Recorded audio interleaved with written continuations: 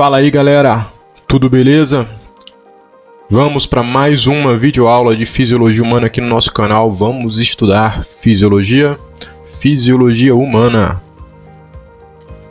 E nessa aula de hoje a gente vai ter um estudo introdutório ao telencéfalo. Vamos conhecer as estruturas anatômicas envolvidas com o telencéfalo e ver as suas funções, para que cada um dos grupos encefálicos vão servir. Especificamente nessa nossa videoaula, nós queremos primeiro citar os lobos encefálicos, localizar a substância cinzenta e branca encefálica.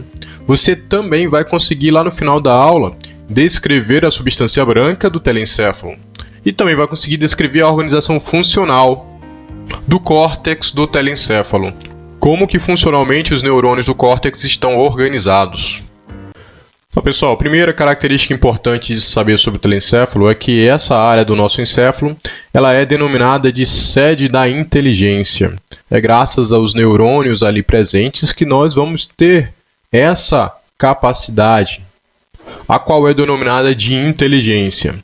Graças a essa inteligência, nós conseguimos ler, escrever, falar, fazer cálculos e compor uma música usando a linguagem dos números ou a linguagem musical, lembrar o passado, planejar o futuro e até mesmo imaginar coisas que não existem. Alguém já viu um fantasma?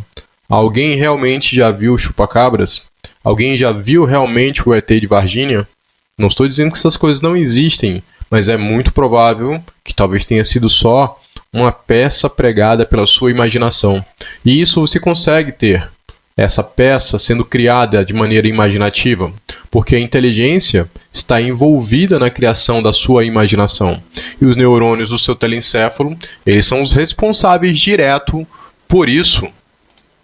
Quanto à sua composição, esse telencéfalo ele é formado por uma camada mais externa, a qual é denominada de córtex do telencéfalo, também pode ser chamado de córtex cerebral. Uma camada mais interna, composta por substância branca. Essa é a região que fica logo abaixo do córtex. O córtex, cabe chamar a atenção, ele é formado por substância do tipo cinzenta. Aí logo abaixo dele vem a região da substância branca do telencéfalo. E mergulhado nessa substância branca, encontra-se a estrutura dos núcleos da base, que também podem ser classificados como substância cinzenta profunda. Então, em composição, o telencéfalo é formado por uma camada mais superficial, que é o córtex dele. Uma camada mais interna de substância branca. E dentro da substância branca você vai ter a substância cinzenta novamente, mas aqui ela é chamada de substância cinzenta profunda. São os núcleos da base. O córtex do seu telencéfalo é o local em que você encontra bilhões de neurônios todos dispostos em camadas. Uma camada por cima da outra, formando toda a espessura da substância cinzenta ali presente. Esse córtex tem uma adaptação. Como a área de neurônios que você observa nele é muito grande, é necessário que todo esse córtex esteja dobrado para ele poder caber dentro da caixa craniana. E essas dobras são denominadas de giros. Algumas fendas estão ali apresentadas, separando esses giros. Quando as fendas elas são muito profundas no tecido nervoso, elas são denominadas lá no córtex do telencéfalo de fissuras, como é o exemplo da fissura longitudinal, que divide o seu telencéfalo em hemisfério da direita e hemisfério da esquerda, como a gente vai ver em algumas imagens mais à frente. Mas quando essas fendas elas são muito superficiais, anatomicamente elas recebem o nome de sulcos. A maioria dos giros que você tem no córtex do seu telencéfalo é separado por sulcos. Você vai ter poucas fissuras em relação aos sulcos. E como a gente falou, a fissura longitudinal ela divide toda a região do córtex do telencéfalo, somente a estrutura do córtex, em hemisfério da direita, hemisfério da esquerda, e logo abaixo do córtex vai ter uma grande quantidade de substância branca chamada de corpo caloso, que une esses dois hemisférios. Então aqui a gente tem a substância branca unindo os dois hemisférios, e não a estrutura do córtex. Nessa imagem à direita, a gente consegue observar essas estruturas anatômicas aqui apresentadas. Como a gente percebe, toda essa porção mais superficial do telencéfalo é onde se concentram principalmente os corpos celulares, os bilhões de neurônios ali presentes.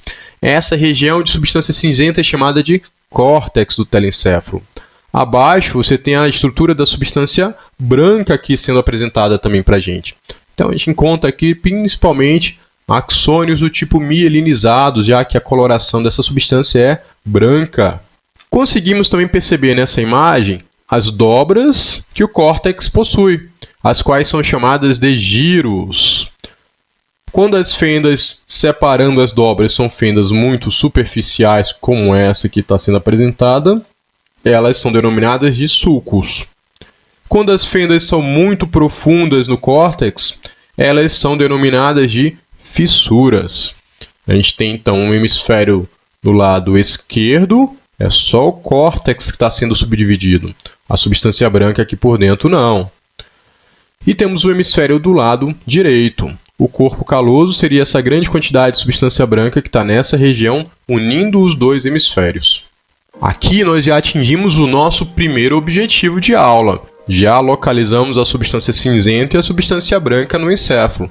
Cabe ressaltar uma observação muito importante, pessoal, não esqueça disso. Essa distribuição de substância branca e cinzenta no telencéfalo, ela é invertida em relação ao que você observava na medula espinhal. Lá, a substância cinzenta ficava por dentro e a branca por fora. Aqui no telencéfalo é exatamente o contrário. É o córtex externo que tem a substância cinzenta e a parte da substância branca fica interna dentro da estrutura do telencéfalo. Vamos para o nosso próximo objetivo, que é citar os lobos encefálicos. Então, de acordo com a anatomia, como a gente pode observar na imagem que está aqui apresentada, toda essa região marcada com a cor bege mais clara aqui na nossa imagem, ela representa a estrutura do lobo frontal. Essa região marcada na imagem com um azul, uma cor bem escura, ela representa o lobo anatômico chamado de parietal.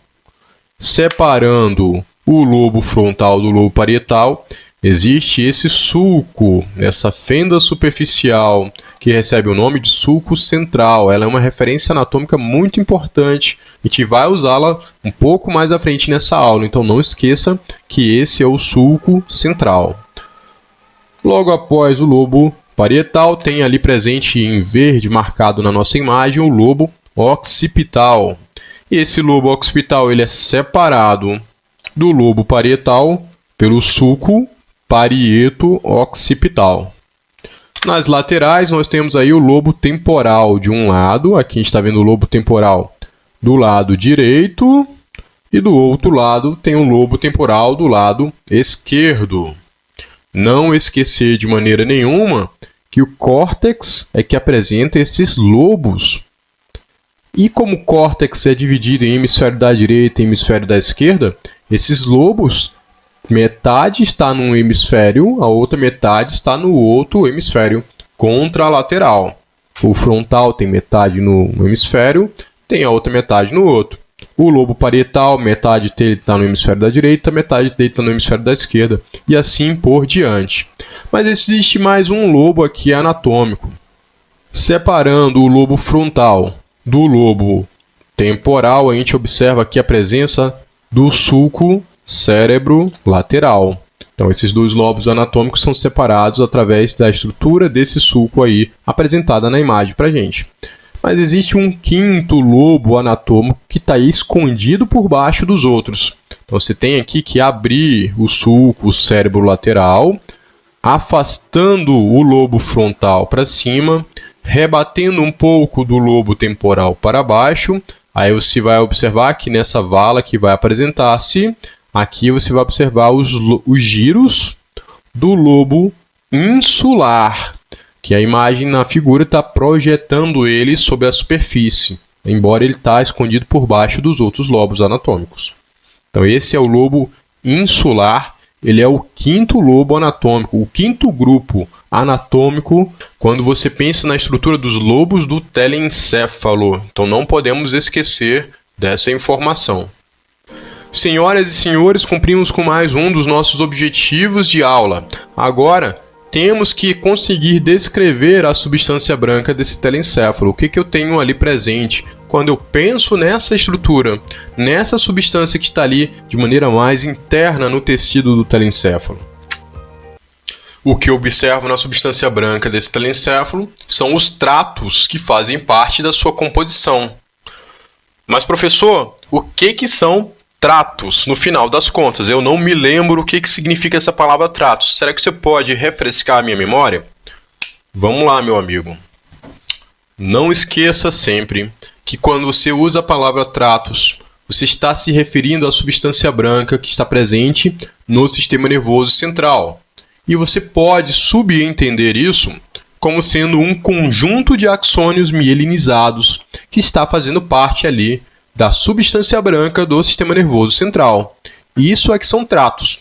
Toda a substância branca do telencéfalo ela é organizada na forma de tratos, conjuntos de axônios que estão ali presentes.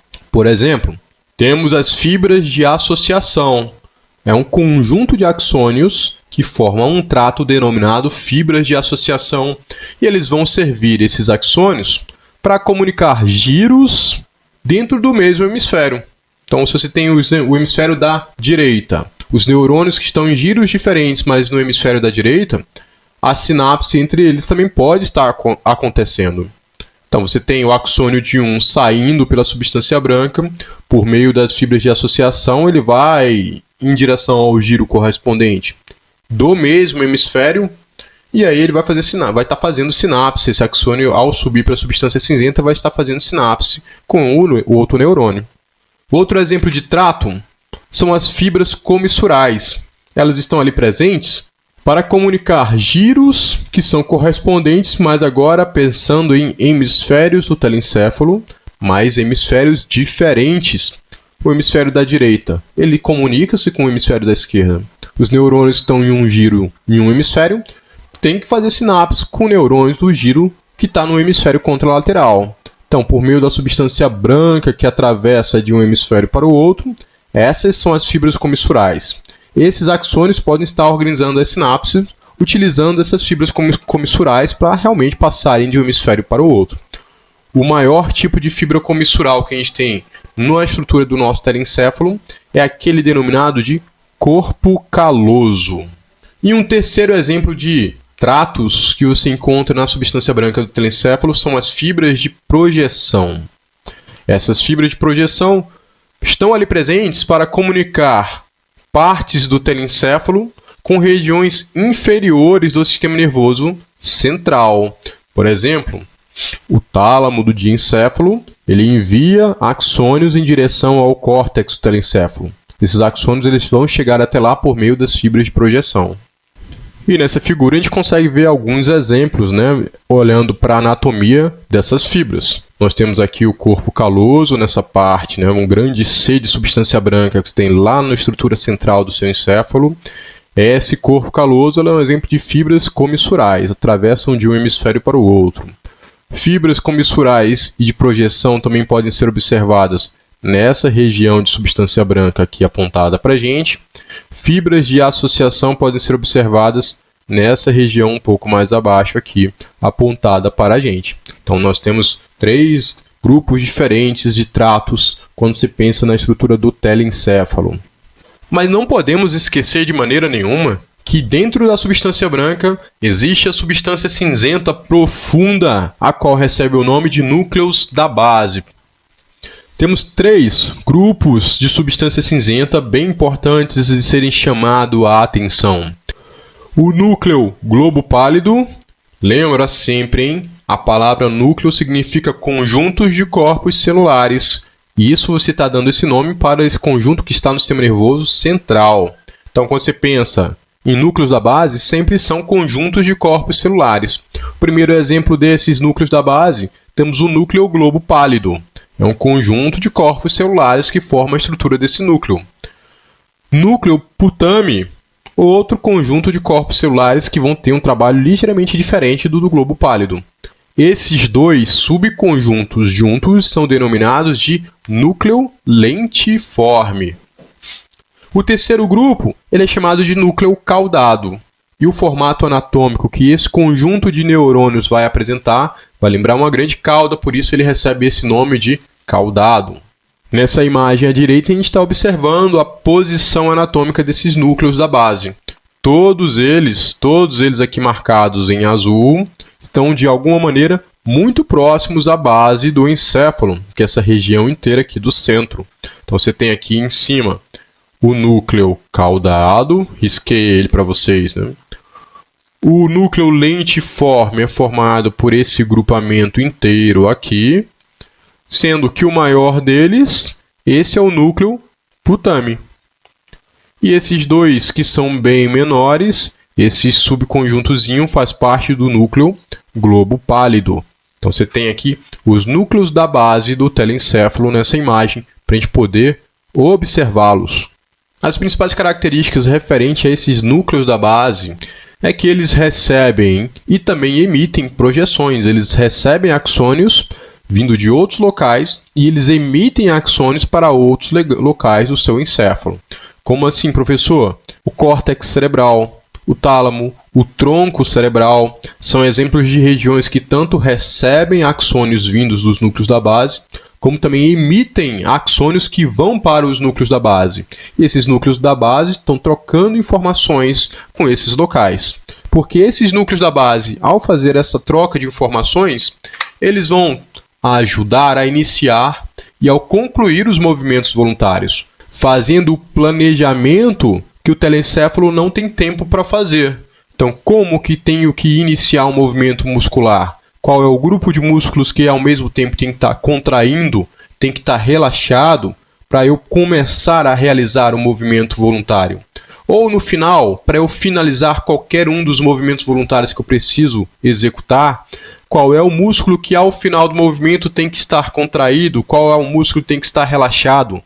Quem tem essa função, essa tomada de decisão para esses momentos de início e de fim dos movimentos voluntários são os núcleos da base. E isso permite que você simplesmente execute o movimento sem ficar pensando em cada pequeno detalhe para começá-lo ou para finalizá-lo. E essa tarefa eles executam já que eles conseguem auxiliar na coordenação motora, já que eles recebendo informações sensoriais do córtex cerebral, do tálamo ou do tronco encefálico. E eles também conseguem enviar informações motoras que vão regular a contração da sua musculatura. Eles vão enviar essas informações motoras para o córtex cerebral, para o tálamo e para o tronco cerebral, pensando em realizar o controle do tônus muscular e a execução da coordenação motora para você conseguir começar ou finalizar os seus movimentos voluntários, seja ele quaisquer. Agora que nós comentamos um pouco dessas estruturas relacionadas à anatomia do seu telencéfalo, eu gostaria de chamar a atenção para uma organização funcional, que é chamada de sistema límbico. Ele é o nosso cérebro emocional, são as partes do nosso encéfalo, são as partes do nosso encéfalo que vão ser responsáveis pela criação das emoções que o nosso corpo pode sentir, como a dor, como o prazer, docilidade, a afetividade, a raiva, o medo. Aqui nós temos alguns exemplos de emoções. São as informações sensoriais recebidas por esses locais, por esses grupos de neurônios que vão fazer parte do sistema límbico, elas vão ser interpretadas como algum tipo específico de emoção. Esse sistema límbico ele é uma organização funcional, então não significa que é uma área anatômica apenas, mas sim várias áreas diferentes, como aquelas áreas anatômicas que estão na face interna do telencéfalo. Toda essa região vai ser chamada de lobo límbico, embora anatomicamente são de regiões diferentes, mas funcionalmente tem uma função comum de gerar as emoções. E também tem aquelas estruturas que estão muito próximos ao assoalho do mesencéfalo, o que faz o sistema límbico inteiro ser formado pelo lobo límbico e por todas as estruturas ali próximas ao mesencéfalo, dando uma volta à sua superfície.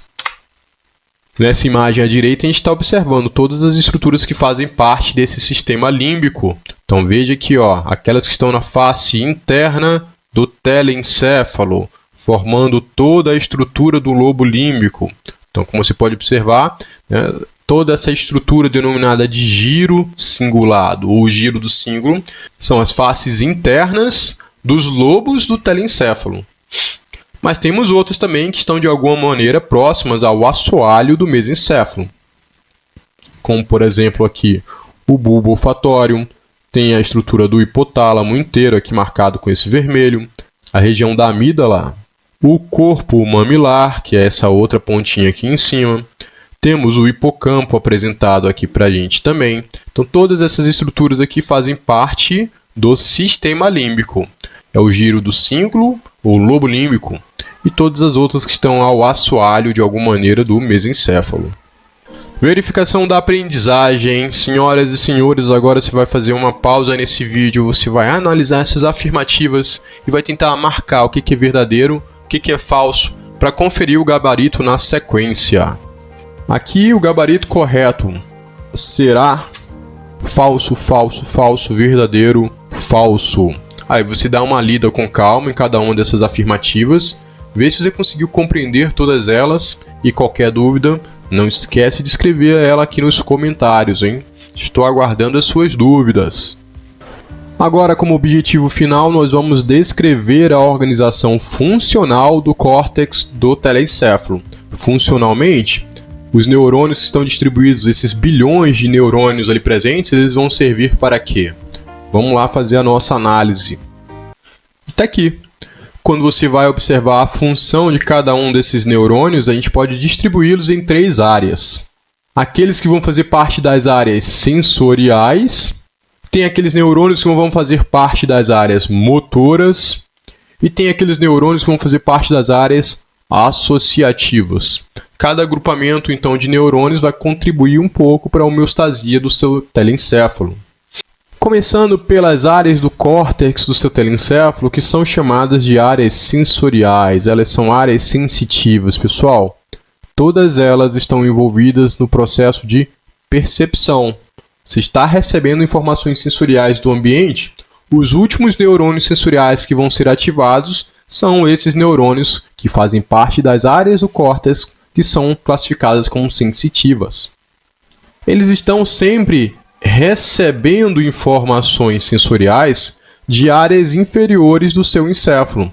Quanto maior for o número de receptores sensoriais na periferia do seu corpo que for ativado por uma sensação sensorial, sei lá, paladar, visão, tato, dor, audição, qualquer uma das sensações, pressão, qualquer uma das sensações sensoriais, quanto maior for o número de receptores sensoriais ativados ali, maior realmente é a área sensorial que vai ser ativada lá no córtex do seu telencéfalo. Então, essa relação de periferia com a quantidade de neurônios do seu telencéfalo, existe uma proporcionalidade. Quanto maior for o estímulo sensorial que você está recebendo na periferia do seu corpo, realmente maior é a área do telencéfalo nas regiões sensoriais que vão ser ativadas como consequência disso.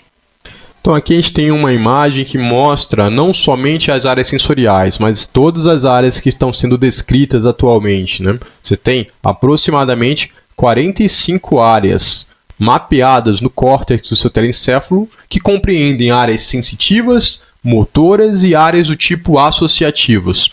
Começando a nossa conversa, pessoal, a área somatosensitiva primária, ela seria sem dúvida uma das principais que existem aí no córtex desse telencéfalo. Olha aquela referência que a gente falou lá no começo da aula, né? Temos que lembrar onde está o sulco central, que separa o lobo frontal do lobo parietal. Então, esse aqui que eu vou marcar em vermelho para vocês é o sulco central separando esses 2 lobos anatômicos. Onde está localizada a área somatosensitiva primária? Está aqui, ó, no giro pós-central. É a dobra que fica imediatamente depois do sulco central. Então, todo esse sulco aqui marcado em azul, que tem a região 1, 2 e 3, essa dobra inteira aqui, ela representa o giro pós-central, ela representa a área somatosensitiva primária, quando você pensa no nome funcional dela. E ela vai servir para receber as informações referentes à sensação do tato, pressão, vibração, cócegas, temperatura, dor e propriocepção. Então, todos esses tipos diferentes de informações sensoriais vão ser enviados para essa área somatosensitiva primária, que fica no giro pós-central. E dependendo do lugar desse giro que foi ativado, ele realmente corresponde a um local específico na superfície do seu corpo. Olha o nome dessa área. Área somatosensitiva primária. É a área primária sensitiva que vai receber informações sensoriais vindas dos músculos somáticos, que são os músculos esqueléticos. Nós temos aqueles sobre a superfície do nosso corpo inteiro. Então, por exemplo, se algo ativa a informação sensorial, se o meu bíceps aqui no braço, ele tem a possibilidade de perceber o tato, significa que é um grupo de neurônios específicos aqui no giro pós-central que vai ser ativado em resposta a esse estímulo no bíceps. Se foi em uma outra região qualquer do meu corpo, isso realmente vai ser uma região específica do giro pós-central que vai ativar os seus neurônios sensitivos em resposta ao estímulo a essa nova área. Então, cada pequena região do giro pós-central ela corresponde a uma região específica do seu corpo que tem músculo esquelético e que está recebendo algum estímulo sensorial vindo do ambiente.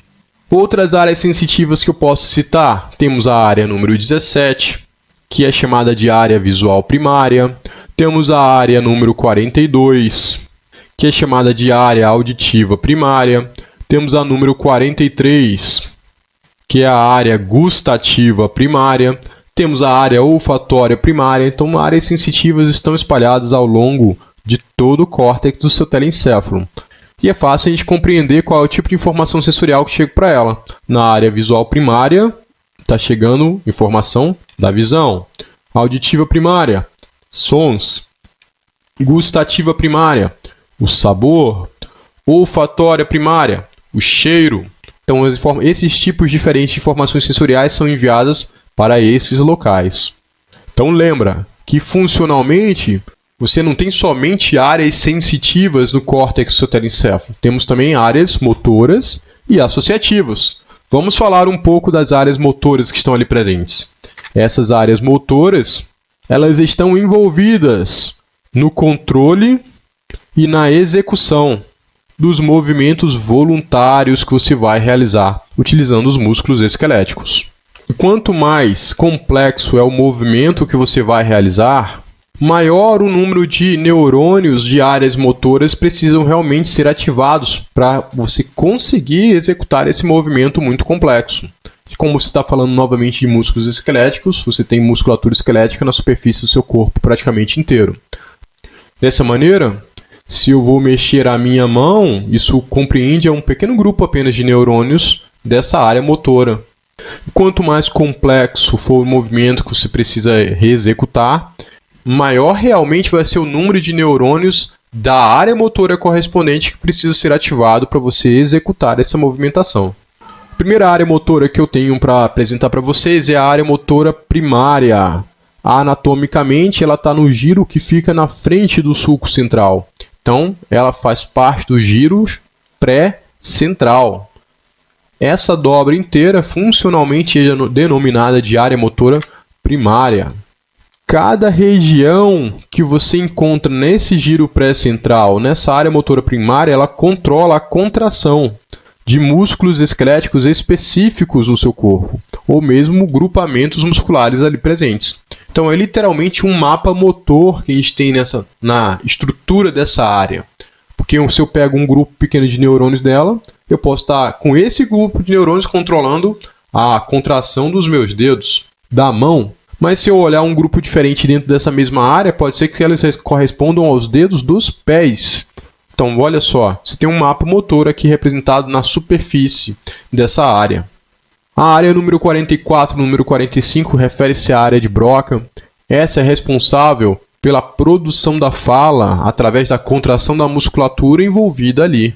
Normalmente, ela é observada no lobo frontal da pessoa, no hemisfério da esquerda.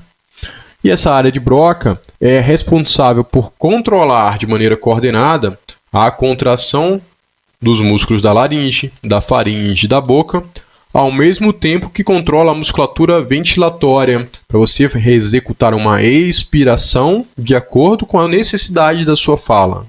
Nessa imagem, a gente pode observar onde estão localizadas a área motora primária, que está aqui, ó, é o giro pré-central. Essa área motora primária, toda essa dobra que está marcada aqui em vermelho para a gente, esse vermelho bem mais forte, anatomicamente é o giro pré-central, está na frente do sulco central. Mas funcionalmente isso tudo é chamado de área motora primária. E temos também a área de Broca. No hemisfério da esquerda, não no da direita, você tem aqui no lobo frontal, essa posição 44, essa posição 45, em que os neurônios do córtex aqui, eles estão relacionados ao controle dos músculos ventilatórios e os músculos da fala aqui, né, na sua região de mandíbula, na região de sua maxila, para você acoplar o trabalho ventilatório com a atividade muscular da boca de acordo com a sua necessidade de fala. E a sua laringe também está sendo controlada. Então, um problema na área de Broca atrapalha a pessoa a falar e não a raciocinar. Nessa imagem, a gente está fazendo um comparativo entre as duas áreas. O giro pré-central corresponde a uma área motora, ela é a área motora primária. O giro pós-central, ela é uma área sensitiva, é a área somatosensitiva primária. Então, nós temos o homúnculo sensorial, o que representa o mapa sensorial que essa área descreve. E temos o homúnculo motor, o que representa o mapa motor que essa área descreve. Ambas, uma no giro pós-central, a outra no giro pré-central. E aí, de acordo com o nível de ativação, corresponde a um nível periférico mesmo. Por exemplo, se eu pegar o giro pós-central, a área somatosensitiva primária, olha só qual é a região dela que está relacionado com as informações sensoriais que são provindas da mão. Punho, dedo, o polegar. Então, todos esses neurônios que fazem parte dessa região que eu marquei recebem informações sensoriais que estão vindo da sua mão. Olha só como é, né? Muito grande a quantidade de neurônios que pode ser ativada de maneira sensorial vindo da sua mão. Mas agora, comparativamente, ó, nessa região aqui do córtex, lá no giro pós-central, é esse grupo de neurônios dessa área somatosensitiva primária que está presente aqui nessa lateral, né, nessa região mais medial do seu telencéfalo, que vai receber informações sensoriais vindos dos pés e das pernas. Dos pés e das pernas. Então, olha como o grupo de neurônios que vai ser ativado aqui é bem menor do que é necessário ativar neurônios vindo de informações sensoriais da mão. Então, é como se fosse um mapa, mas esse mapa ele não representa a proporcionalidade correta da superfície do seu corpo, mas sim um nível de ativação, porque tem muito ou pouco receptor sensorial naquela região. Agora, olhando o mapa motor, você tem algo bem parecido, mas está pensando em informações motoras. Para controlar a movimentação da sua mão, olha só todos os neurônios que são necessários serem ativados lá no giro pré-central, que corresponde à área motora primária. É um monte de neurônios que precisam ser ativados, porque você faz muitas movimentações complexas com a sua mão. Agora, a mesma história. Se eu comparar com a quantidade de neurônios que precisa ser ativada para eu controlar a movimentação do meu tornozelo e dos dedos dos meus pés, olha só como é bem menor a quantidade de neurônios que precisam ser ativados para isso. Porque os seus pés fazem muito menos movimentos complexos do que a sua mão inteira consegue fazer. Então, você tem uma proporcionalidade de acordo com a complexidade do movimento e não de acordo com o tamanho real daquela região anatômica do seu corpo. Devido a essas desproporcionalidades, esse mapa motor e esse mapa sensorial são chamados de homúnculos motor e homúnculo sensorial. Nessa parte final da nossa aula, vamos comentar um pouco agora das áreas associativas, as quais todas são responsáveis por funções integradoras, sejam elas mais complexas, como eu vou citar agora, ou elas um pouco mais simples, como vai ser na sequência. Memória, emoções, os raciocínio, vontade, o juízo crítico, os traços de personalidade, a inteligência, o nível de inteligência que a pessoa possui, o nível de memórias que ela possui, o nível de raciocínio, tudo isso é representado pelas áreas associativas que nós temos no nosso córtex do telencéfalo. Então, temos aqui algumas áreas associativas sendo mostradas para a gente vai citar aí qual é o papel de cada uma delas. Temos, por exemplo, a área pré-motora, temos o córtex pré-frontal, a área de associação auditiva, temos a área de associação visual, a área de Wernicke, temos a área integradora comum, a área de associação somato-sensitiva. Então, temos várias áreas associativas, temos mais do que essas são só alguns poucos exemplos. Mas antes de falar o para que essas áreas servem, queria trazer algumas funções integrativas um pouco mais simples, como a vigília, o sono, a aprendizagem, memória e as respostas emocionais. A gente, ao longo dessas aulas, já veio comentando de algumas dessas funções integradoras um pouco mais simples, do que o nosso cérebro pode apresentar. Como, por exemplo, falamos um pouco hoje das respostas emocionais, falamos da formação de memória e do aprendizado em aulas passadas. Vamos focar hoje no sono, porque na próxima aula a gente vai falar sobre a vigília. Mas, professor, o que você quer dizer quando você fala de sono? O que é isso? Sono, a palavra sono, o que ela significa no final das contas? O que eu tenho para trazer para vocês é que a definição de sono, ela representa um estado de consciência alterada. Você está consciente, mas não tem alguma coisa alterada em relação à sua percepção. Ou você pode pensar pelo contrário, é um estado de inconsciência parcial. Você está inconsciente, mas não totalmente. Você ainda tem um nível de resposta. Se alguém falar alguma coisa com você, você ainda pode estar percebendo o que essa pessoa estava falando com você. Então, é um estado de consciência alterado. Você está consciente, mas não totalmente. Ou você pode dizer também que é um estado de inconsciência parcial. Você está inconsciente, mas não totalmente. Isso é o que a gente chama de sono. E ele pode ser classificado em dois momentos. Aquele sono sem movimentos oculares rápidos e o sono com movimentos oculares rápidos. É o NREM ou o sono do tipo REM. Então, isso aí é uma característica. Quando a pessoa está em estados do sono, ela está dormindo, ela passa por dois momentos. Aquele que é chamado de com movimentos oculares rápidos entra na classificação de REM. Mas ela também pode apresentar um estágio diferente, que é sem movimentos oculares rápidos, que é classificado como o NREM. O sono, ele é tão importante que se você tem um processo de privação dele, você vai prejudicar a sua atenção. Você não vai conseguir se concentrar direito. Você vai prejudicar o seu aprendizado, porque você não vai conseguir fortalecer as sinapses adequadamente. Você vai ter um prejuízo no seu desempenho diário, porque você não vai recuperar todas as energias que você necessita para executar as atividades do seu dia a dia. Você não está dormindo adequadamente, então você vai ter prejuízo em todas essas atividades. Olha esse ciclo das fases do sono, mostrando os estágios do sono NREM e do sono REM. Então, o estágio 1, 2, 3, 4 são estágios do sono NREM, sem movimentos oculares rápidos. E temos, por último, aqui no ciclo, o estágio REM, que é exatamente o contrário, é aquele momento que a pessoa tende a apresentar movimentos oculares rápidos durante seu sono. O estágio número 1 é o momento que você está relaxado na sua casa, está com seus olhos fechados, você está consciente, mas está com a percepção já alterada. É um estágio que é chamado de transição da vigília para o sono. Você ainda não dormiu, mas você não está totalmente consciente, você não tem uma percepção totalmente presente do que está ao seu redor. Na hora que você passa do estágio 1 para o estágio 2, ele é marcado por uma movimentação lenta dos olhos agora, iniciando-se. Você tem o estágio NREM. É o início do sono mais pesado. Então agora, o seu estado de consciência já está bem menor, você está bem mais aprofundado no sono. E em aproximadamente 30 a 45 minutos, você progride para o estágio número 3. Do estágio 1 para o 2, isso leva coisa de 5 a 15 minutos. No estágio número 3, é o início do sono profundo e da recuperação fisiológica.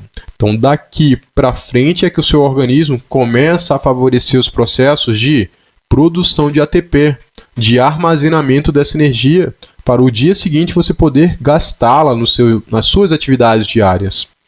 De 30 a 45 minutos você chega ao estágio de sono número 4, onde ocorre um sono bem mais profundo, com a diminuição agora da frequência cardíaca e da pressão arterial.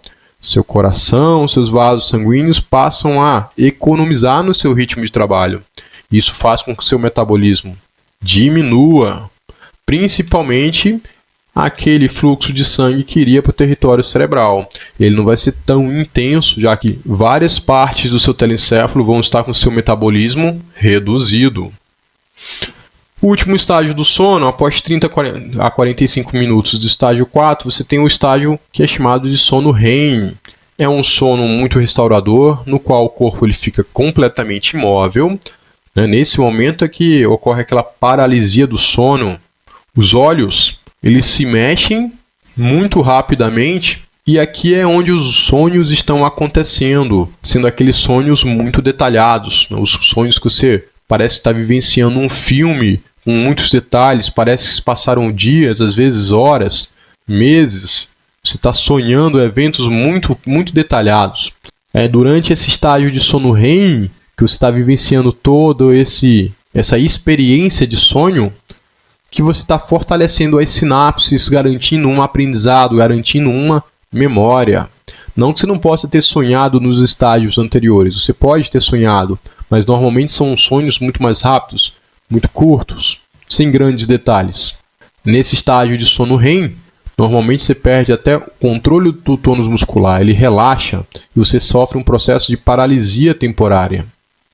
Então, a pessoa está dormindo, ela pode transitar entre esses estágios do sono, dependendo do grau de cansaço. Ela pode passar do 1 direto para o 3, do 2 pode ir direto para o 4.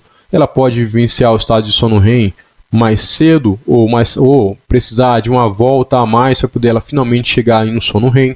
Então, isso aqui não é necessariamente um ciclo que a pessoa precisa seguir de 1 para o 2, do 2 para o 3, do 4 para o REM.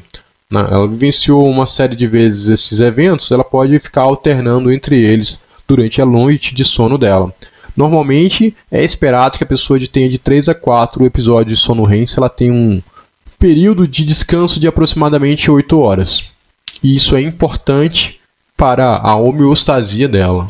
Algumas correlações clínicas que eu destaquei para a gente em relação a essas fases do sono é o caso da insônia, o que representa uma dificuldade em dormir ou permanecer dormindo. A pessoa nunca consegue aprofundar muito nos estágios do sono, aí ela sempre fica voltando para o estágio 1 para o estágio 2. Aí ela nunca consegue passar para frente e aí tem dificuldade de manter o sono REM. A apneia do sono é uma parada respiratória temporária que dura aproximadamente 10 segundos, até que finalmente ativa a região do bulbo, a região da ponte, para poder realizar o reflexo de inspiração e normalizar a quantidade de gases no sangue. Narcolepsia, esse aqui é curioso. O estágio de sono REM ele não pode ser inibido durante a vigília. A pessoa está em estado de vigília, ela deveria estar acordada, concentrada, mas a percepção dela do nada é alterada e ela começa a sonhar, perdendo a noção do que está ocorrendo ao seu redor. São episódios de sono REM de aproximadamente 15 minutos que a pessoa está vivenciando um sonho enquanto está acordada. Legal, legal. Então, depois dessa correlação clínica, agora vamos ver aqui a importância das áreas associativas como parte do córtex do nosso telencéfalo. O primeiro exemplo de área associativa é a área de associação somato-sensitiva. Área de associação somato-sensitiva. Ela é a área responsável pela gente conseguir reconhecer o formato e a textura dos objetos, né? É o banco de memórias que se tem para esse tipo de informação sensorial. A orientação de um objeto também é possível ser reconhecido graças aos neurônios associativos dessa região. E o reconhecimento desse objeto como consequência pelo toque. Na hora que você toca um objeto, mesmo sem vê-lo, você consegue identificar o que ele é, só pela textura, pela orientação, pelo formato que esse objeto apresenta. Outra área é a área de associação visual. Já vou até colocar a próxima, que é a área de associação facial. São dois grupos de neurônios diferentes do córtex, que ambos são relacionados à informação visual. Mas um é um grupo de neurônios que te permite fazer o reconhecimento dos objetos através da informação visual. O outro é um grupo de neurônios que te permite reconhecer a face das pessoas de acordo com a informação visual. Então, são dois grupos de informações visuais diferentes, objetos e faces. Consequência disso, você consegue reconhecer os objetos olhando, ou você consegue reconhecer pessoas diferentes pelas suas faces, graças a esses subgrupos distintos de neurônios associativos. A área de associação auditiva te permite reconhecer o significado dos sons que você escuta no ambiente. Se você escuta uma porta batendo, o som já faz você ativar essa informação que foi uma porta, a origem daquele som. A área associativa do córtex orbitofrontal. Esse permite você discriminar entre os odores, entre os cheiros das coisas. E aí você vai conseguir discriminar se isso é um cheiro forte, se isso é um cheiro fraco, se é um cheiro agradável, se é um cheiro desagradável. A área de Wernicke. Uma área que ordena e interpreta o significado da fala. Esses neurônios permitem que você consiga usar os símbolos da fala para você entender quando alguém fala para você criar as suas falas, para você escrever as suas falas para outra pessoa poder ver, para você conseguir ler o que outra pessoa conseguiu escrever para você. Então, ele ordena e interpreta o significado da fala. Olha que bacana, né? Temos duas áreas relacionadas à fala.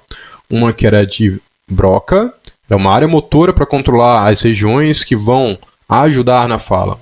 E a área de Wernicke, que ajuda na interpretação. Se você tem um AVC em cada uma dessas duas áreas, esse AVC vai ter sequelas diferentes. Na área de Wernicke, a pessoa vai ter o seu raciocínio prejudicado. Ela não vai conseguir construir as frases como deveria ser construído para ela poder se comunicar. Se foi um AVC na área de Broca, o raciocínio da pessoa não foi afetado, está normal. Ela vai entender tudo que você falar para ela, ela vai conseguir pensar o que ela quer falar de maneira normal. Mas na hora que ela tentar movimentar a boca, por exemplo, a boca não vai obedecer. E aí ela pode falar com uma fluência muito prejudicada, numa lentidão maior, ela vai babar bastante durante a fala. Naturalmente, o tônus muscular da boca, por exemplo, já estaria deixando a boca um pouco torta em relação ao normal. Então, prejudicaria os movimentos. A área integradora comum é uma área associativa que está integrando informações visuais, auditivas, gustativas e olfatórias. Eu estou vendo esse alimento, eu estou ouvindo aqui o barulho da carne na chapa, eu estou sentindo o sabor, eu estou sentindo o cheiro desse alimento. Todas essas informações estão sendo integradas, elas vêm de origens sensitivas diferentes, mas vão ser integradas na área integradora comum. E aí você, como consequência, cria toda aquela imagem mental que você consegue imaginar até o cheiro da coisa. Essa aí também é uma área que permite a formação dos pensamentos. Você pode recrutar informações de áreas diferentes do seu encéfalo para essa área integradora comum e ela vai reconstruir na forma de um pensamento. Quando eu, por exemplo, me lembro de uma palavra, eu tenho que trazer as informações referentes à imagem das letras, ao significado das letras, ao significado até dos sons das letras para essa área integradora comum. E ela vai juntar todos esses tipos de informações, gerando o pensamento, que é a própria palavra. Quando eu quero pensar em uma conta, mentalmente eu tenho que somar 2 mais 2. Então eu tenho que imaginar um número 2, é uma informação. Tenho que imaginar o sinal mais, outra informação. Tenho que imaginar um segundo 2 depois do sinal mais. Eu estou fazendo tudo isso agora, na minha cabeça, na área integradora comum. Então eu consigo integrar diferentes tipos de informações utilizando essa área, seja elas mentais ou sensitivas vindo da visão, da audição, da gustação e do olfato.